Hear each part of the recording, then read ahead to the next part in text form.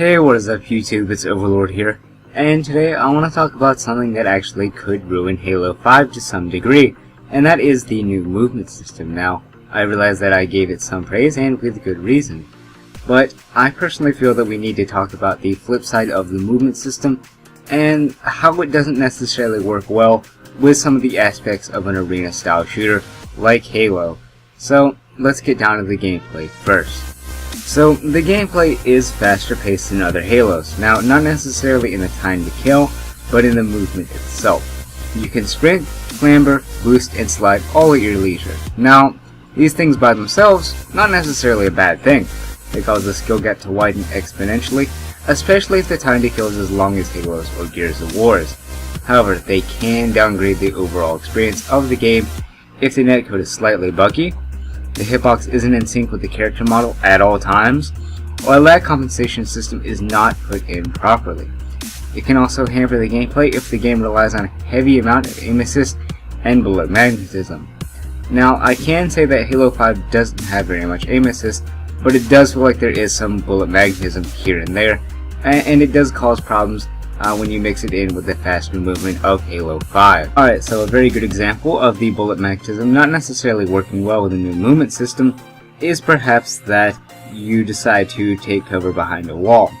So let's say you boost to the left, and instead of this guy totally missing, what happens is the bullets come through the wall and they hit you anyway. They completely ignore a solid object despite the fact that he narrowly missed you.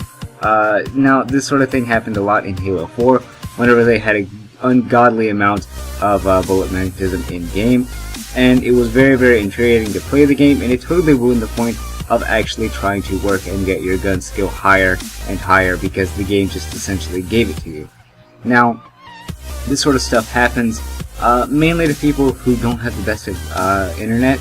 If you have under 50 milliseconds or your ping to the server is 50 milliseconds, then you should be in the clear. However, if it is more than that, then you're most likely going to see some really odd things happen, like bullets coming through the wall, shots not registering, stuff like that. Now, there is a slight other problem with the boost and the movement system, and there's been many times where I've seen both my teammates and myself boost to the side of a melee attack, whether it be a sword or a Spartan charge, and only have the damage dealt to us anyway. Now, I personally believe that they need to tighten up the netcode, or perhaps make it to where the hitbox is more in sync with the character model, because I personally see that's where the trouble is coming from. Because it seems whenever you're lagging or the game doesn't have crystal clear connection, whenever you boost, whenever you're in the middle of the motion of boosting to the left, your hitbox stays back where you were, and then it skips over to you once you're done boosting. So they definitely do need to fix that if that is the case. Now, the thing that I really want to talk about most whenever I refer to the movement system really screwing up Halo, it involves the flow of the map and how the game actually plays because of the map.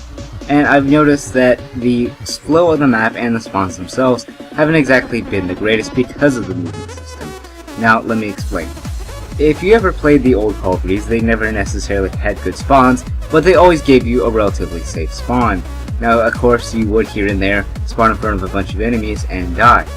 Now, compare it to something like Advanced Warfare. Advanced Warfare is just an absolute train wreck because of the time to kill and the quick movement. A lot of the times, you or your teammates find themselves walking out of a door or taking a few steps out of their spawn only to have themselves die quickly from an enemy who just boosts around said corner from the opposite end of the map. And to be quite honest, I'm a little scared of this is how Halo is going to turn out. Now, the reason that I say this is because when I was playing on Truth, I noticed quite a bit that these spawns would flip-flop back and forth, so it'd either be the enemies being spawn killed, or my teammates getting into battles only to have the whole enemy team spawn right behind their teammates, and then the enemy team turning the tide of that battle because of a bad spawn. I personally don't think that the arena style shooter maps necessarily work well with the type of gameplay that they're going for.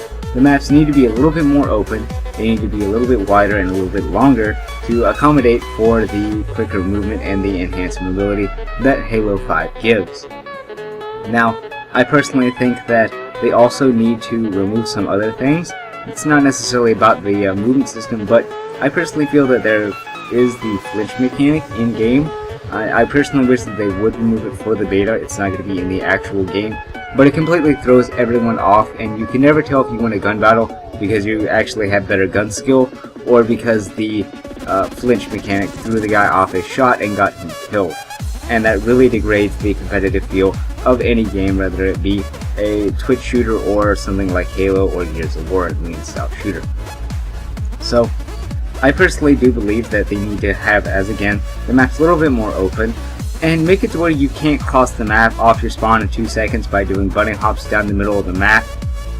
That's just blatantly infuriating. I can't tell you how many times I or an enemy have managed to cross the map on, say, I think Empire, and get to the enemy spawn up into the top little window and absolutely just wreck their shit immediately right off the bat. It is very infuriating, and it feels kind of broken, and I personally don't think that's how Halo should be played.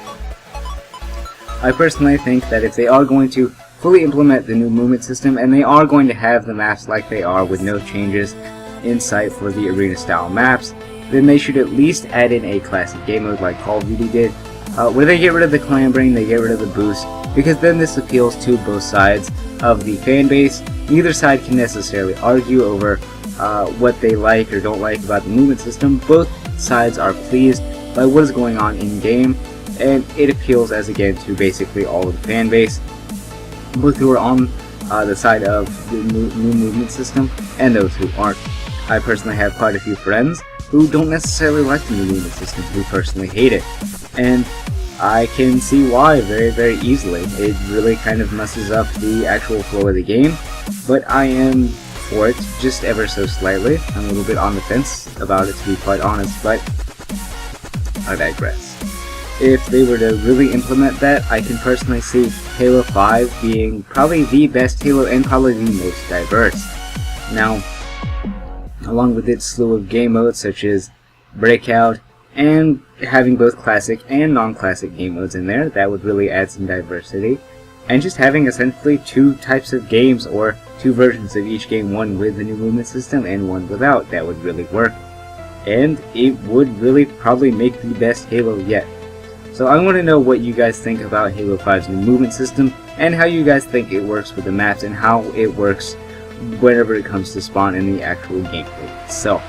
Please leave a comment down in the comment section below and so you know what you think. This is Overlord signing out, and I'll see you guys next time.